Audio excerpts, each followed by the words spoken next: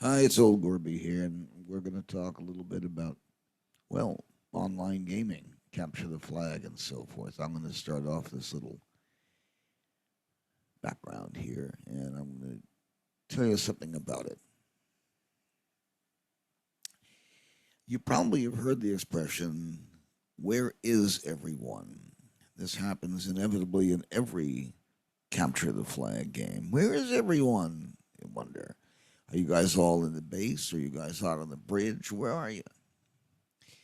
If you've ever hunted for a public online video game of any kind, you'll know the frustration of dealing with the rantings and bitching complaints over the comm channel. If you've ever played in a public online game, you'll be painfully aware of the effect. It's worse than playing with bots, especially if there's voice chat. Oh, text is fine. Tell me on our team where the enemy is, what they're doing, where they're going, carrying the flag. That's fine. But please, please, no voice chat, casual chat about things that are going on, your life miseries and all that kind of thing, and your opinion about this and opinion about that. You can avoid the voice spamming misery of team chat very simply by avoiding people altogether. Sounds terribly pleasant, doesn't it? St. Buddha had the right idea, just go sit somewhere, wait it out. But in this day and age, nobody's around to finance that kind of operation. So, just enter the world of single player, capture the flag, and all those entanglements dissolve and disappear. Not only does single player mode solve all the crap of but dumb idiots acting out in cyberspace and being punks in general and rude at best, but it solves many other problems such as griefers, hackers, and creeps. Political griefers in the outside world are bad enough. Who wants griefers in a video game? There are restrictions on some servers regarding coarse or vulgar language, but people do it anyway. They're warned, they continue, they get kicked or banned, they rejoice, it gives them bragging rights on the rough trade servers. You're bound to hear some rough language when you hang out with soldiers, sailors, and hookers. Give it a break. Let's look at what you get in solo mode. 1. You and what army are the attackers? Or 2. You and what army are the defenders? Or 3. You and what army are both attackers and defenders? These are the three possibilities. You and what army are the attackers? That's easy. That's your normal video game. You go into a cave or a castle or some sort of tunnel and you rescue someone or something or a flag. And you get home with it or her or them or whatever. The second case, where you and what army are the defenders, is more like an arcade game with stuff constantly coming at you, wave after wave of attackers, unrelentingly, faster and faster, more and more hordes of them, ever increasing pressure and stress.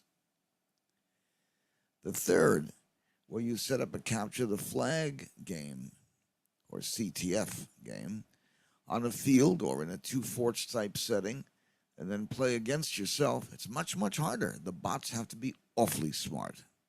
Oh, not the ones on defense. In fact, the dumber they are, the less likely they'll be to go wandering off somewhere in search of adventure in the face of unutterably boring boredom down there in the deepest dungeons guarding the flag. So, you have guards. These are defensive bots. That's easy because they're tied to a region or an object, such as guard this chamber, or guard this area, or guard this object, or guard and recover this object. Fighters, these run alongside the player. In effect, they're told, guard the player. When they encounter bots of the opposite persuasion, they guard you by attacking the enemy bots. Then there's runners. Runners are very, very smart.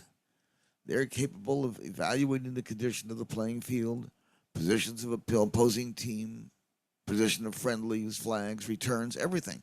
Then they develop an unfolding real-time strategy to get the enemy flag and return it to home base before getting tagged and stopped. Tagging occurs by shooting a beam of light at the flag runner or an invader when defending, or opposing fighters or defenders when they're getting the flag. In our games, our tags don't kill. They merely send the character to a temporary jail, just as in the CTF Capture the Flag game that you played at camp. Jail times vary from game to game. Some jails let you out in just a second or two. Others, in other co op multiplayer type games, require your teammates to get you out of jail. If they don't, you could be stuck there a while, to a maximum of 5 minutes. In two-handed capture the flag, you play against another player, each with his or her own little army of defenders, attackers, and runners. You can decide which to use or not use because you set up your own game as you want it to be, including textures, characters, classes, everything. You get to save and share your mod with others.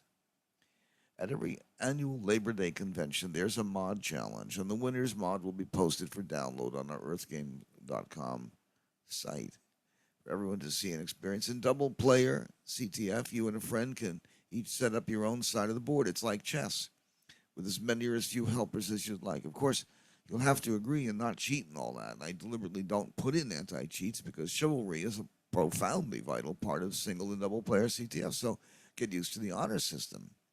It should be an integral part of public gaming. The only way to get that happening is to make chivalry and courtesy part of the game. Too bad that doesn't happen in the Senate. All right, so I hope you enjoyed that little chat, and I hope that you subscribe to my channel. It'll do us a lot of good and do you a lot of good too, because you'll be told about all the various things that come up as they do. So we will see you. I hope that I hope that you enjoy that little run also here through our COVID game. All right, we'll see you soon.